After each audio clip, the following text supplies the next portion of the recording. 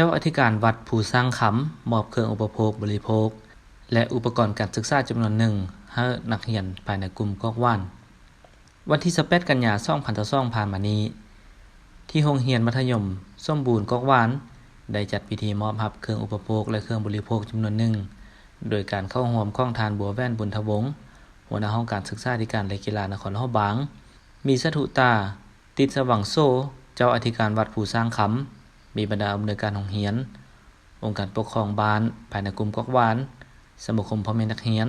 พร้อมด้วยครูอาจารย์และน้องน้อยนักเรียนเข้าร่วมเพื่อเป็นการประกอบส่วนส่งเสริมการศึกษาให้มีการเติบใหญ่ขยายตัวและมีประสิทธิภาพสถุตาติดสว่างโซเจ้าอธิการวัดผู้สร้างขำจึงได้สมทบทุนหอนจำนวนหนึ่งและได้นำเครื่องซอยซอยเครื่องอุปโภคเครื่องบริโภคนำมาสุกอยู่ช่วยเหลือน้องน้อยนักเรียนในโครงเขตที่มีความขาดเคินดังนั้นเครื่องที่ได้นำมามอบประกอบมี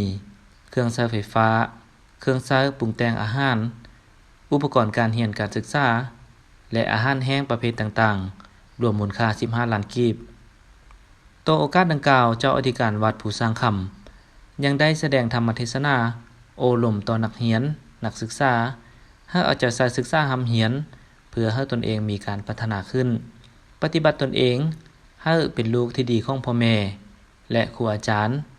เคารพนับถือผู้อาวุโสบรรพบุรุษและ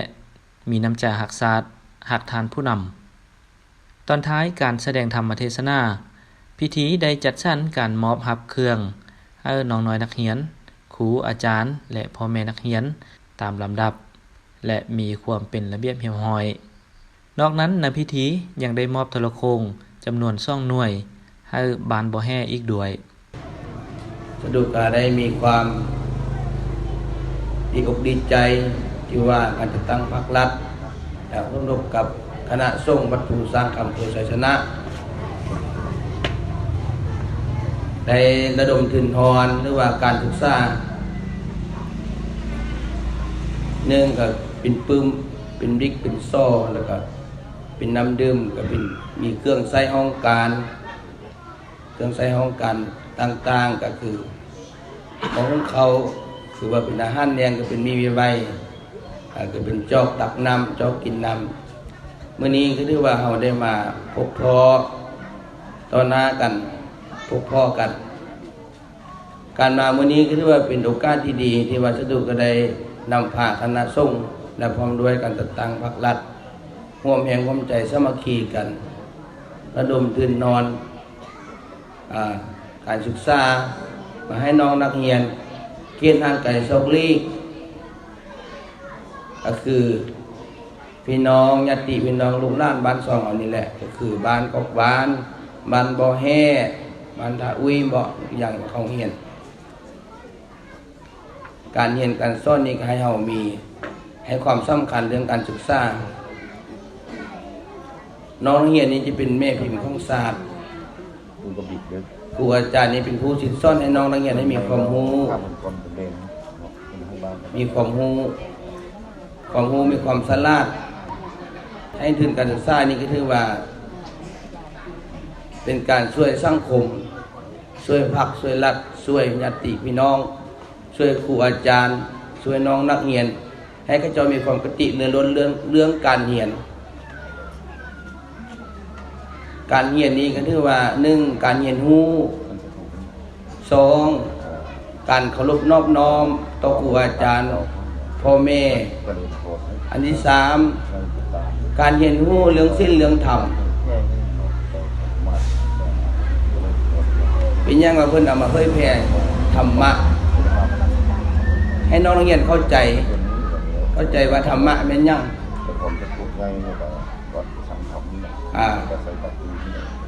ให้เราเข้าใจว่าธรรมะแม่นหยังธรรมะนี้คือคำสั่งสอนขององค์พระสัมมาสัมพุทธเจ้าธรรมะนี่คือธรรมชาติให้น้องเรียนนั้นฮู้จักศีลฮู้จักธรรมฮู้จักบาปฮู้จักบุญฮู้จักคุณพ่อคุณแม่คุณบิดามารดาบางครอบครัวก็ยุ่งยากขาดเคินลูกเต้าก็ยังเรียนอยู่แต่บ่มีการทุนบ่มีทุนให้เรียน ย้อนหยังย้อนขาดปัจจัยครอบครัวทุกข์ยากครอบครัวบ่เพียงพอนี่มื้อนี้แหละจะดูเพิ่นเอาธรรมะมาเผยแพร่ให้น้องนักเรียนของเฮาหันให้ตั้งอกตั้งใจกันทำเรียนฟังความครูบาอาจารย์ฟังความในครูไปบ้านก็ฟังของพ่อของแม่บ่ให้ดื้อบ่ให้เป็นคนคิดลักบ่ให้เป็นคนคิดตัวบ่ให้เป็นคนขี้คร้านนอนเว้นก็บ่ได้ลิ้นโทรศัพท์ไล่ก็บ่ได้การลิ้นโทรศัพท์นี้เป็นการทำลายตนเองพอลิ้นเราเป็นคนขี้คร้านเขาบ่ยังเรียนหนังสือเด้เมื่อได้กะพ่อแม่บ่ให้กันด่าอีห่ามึงย้อนยังบ่ฟังของพ่อของแม่พี่แก่ของมันหกพ่อแม่เลี้ยงเฮามาซำนี้เพิ่นมาเฮามา9เดือนอยู่ท้องก่อนเพิ่นกินหยังก็บ่ได้กินเผ็ดก็ยันลูกในท้องเจ็บยันลูกในท้องแซ่บกินบ่ได้เพิ่นอุ้มเพิ่นเจี้ยอยู่พออมเจี้ยห้อยคอหันใหญ่มาแล้ว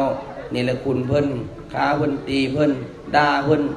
นเอาให้น้อยก็ว่าบ่พอใจเอาให้ไล่ไปหัวใส่มื้อหน้าเข้าไหมย้อนยังย้อนเอาบ่ฮู้ประหยัดมัธยัติการให้ธรรมะนี้ถือว่าเป็นบุญที่สุดที่เราได้ฟังน้องๆเนี่ยเราคือกันบางครอบครัวก็มาจากชนบทมาจากบ้านไกลมาที่ภูแต่ดอยห่างเหินบางครอบครัวก็ไปอยู่ห้องพักมีอยู่ห้องพักย้อนยังได้ข้อมูลยังได้บทเรียนคันเราเรียนแล้วต้องตั้งใจเรียนเป็นยังว่าเพิ่นคนค่อยถึนทอนมาซอยเป็นยังว่าเพิ่นระดมทุนมาซอยย้อนเพิ่นยังให้น้องเรียนของเฮานี่มีความรู้มีสติมีปัญญามีศีลมีธรรมรู้จักบาปรู้จักบุญคุณพ่อคุณแม่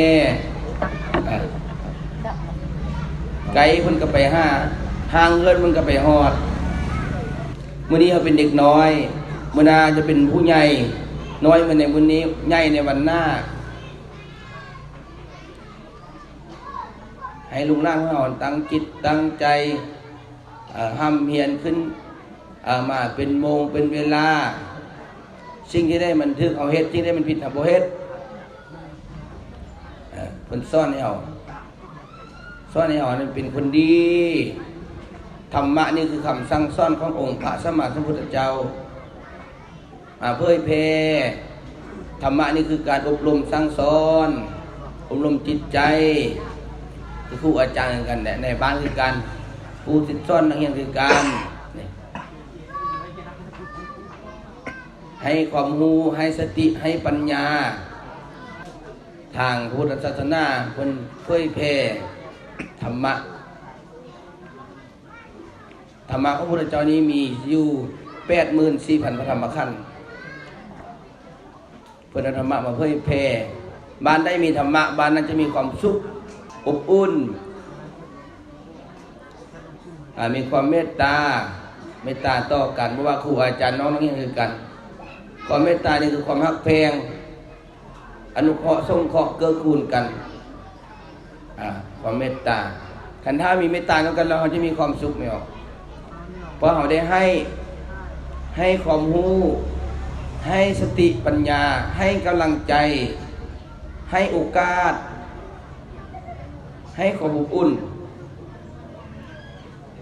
มื้อนี้แหละทางสะดุกับพร้อมโดยพระสงฆ์สมณเณรวัดภูสังคำไว้ความอบอุ่นแก่น้องนักเรียนแก่พ่อแม่ประชาชนบ้านกอกบ้านกับครูอาจารย์ลูกหลานเอาให้ห่างไกลจากยาเสพติดลิ้นกีฬามีความสุขลิ้นกีฬาพาห่างไกลมีสุขภาพแข็งแรงลิ้นกีฬา พาให้ประเทศชาติเจริญกีฬานี่ก็คือการ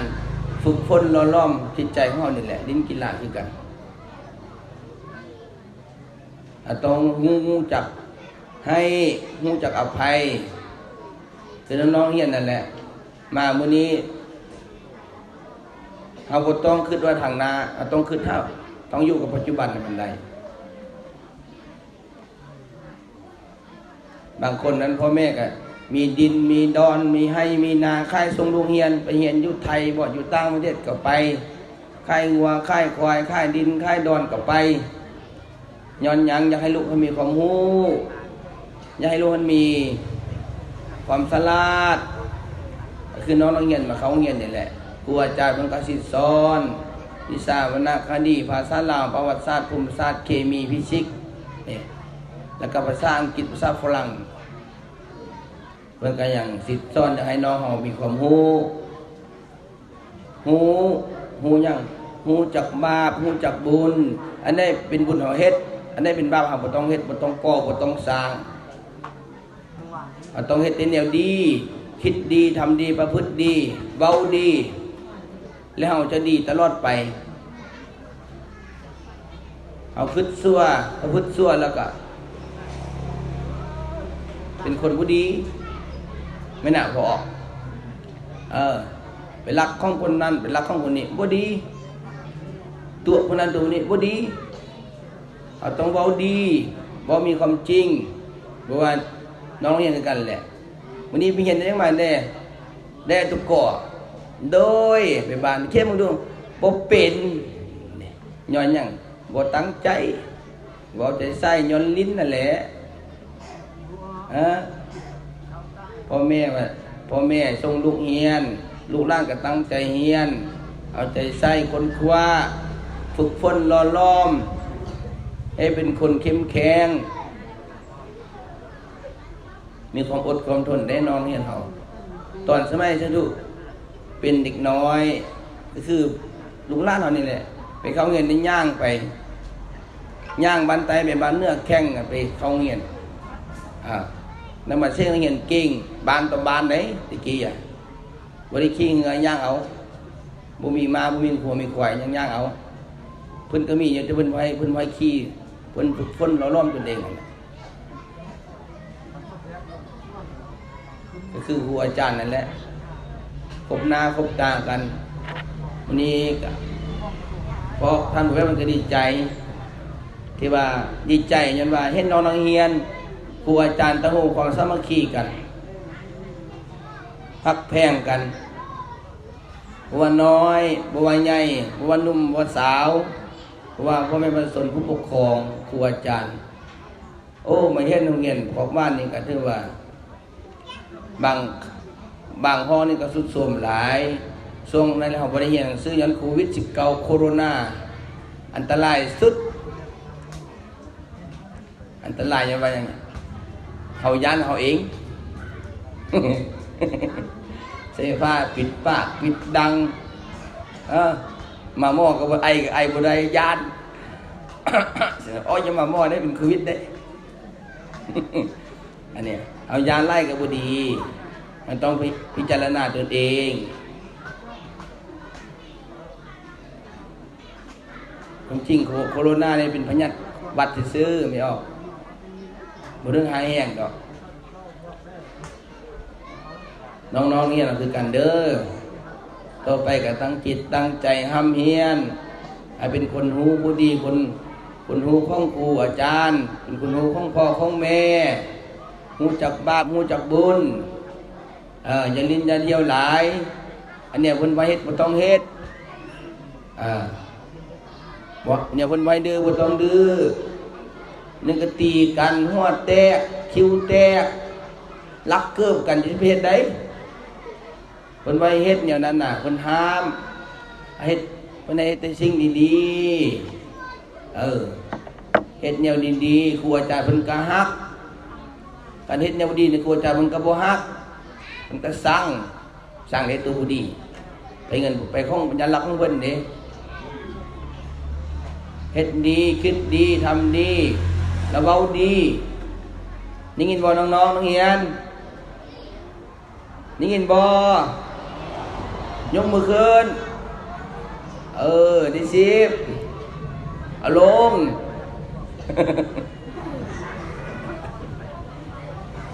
แล้วก็มาฮอดเวลานี้ก็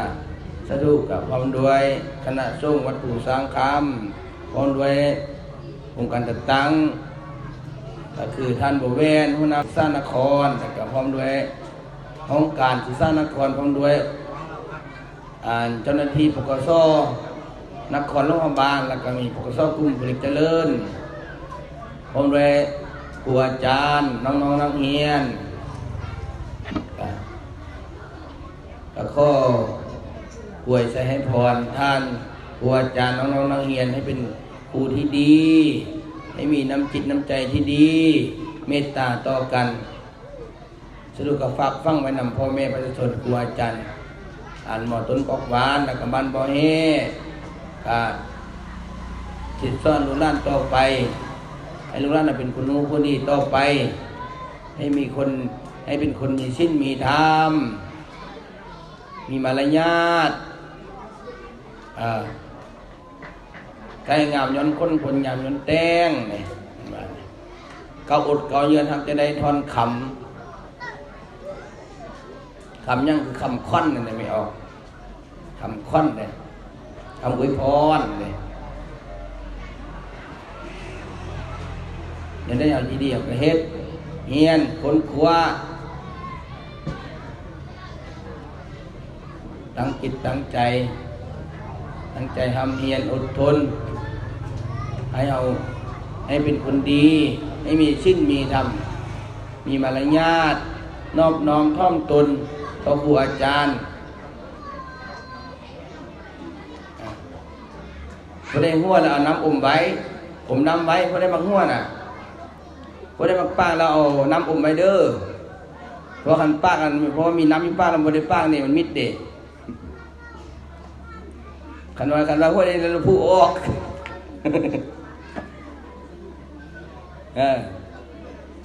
ได้ยินบ่น้องนักเรียนยังได้บ่ปื้ม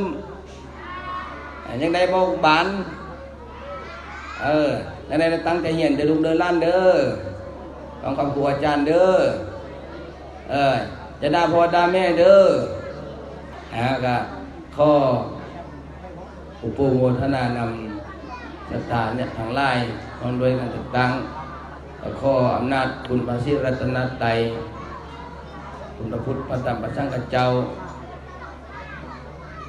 จงลงมาปกปักษาคุ้มครองพ่อแม่บรรพญาติพี่น้องลูกหลานนักเรียนและก็การจัดตั้งภาครัฐข้อบุญกุศลที่ว่าได้ทำในครั้งนี้จงเป็นพระวะปัจจัยนำความสู่มีแต่ความสุขความเจริญอยู่ดีมีแหงอยู่มันยืนยาวนานปรารถนาจะได้ข้อได้ดังความบักของปรารถนาโดยเถิดสาธุสาธุสาธุอนุโมทามิเวลาต่อไปเรามามอบเครื่องกันเด้อ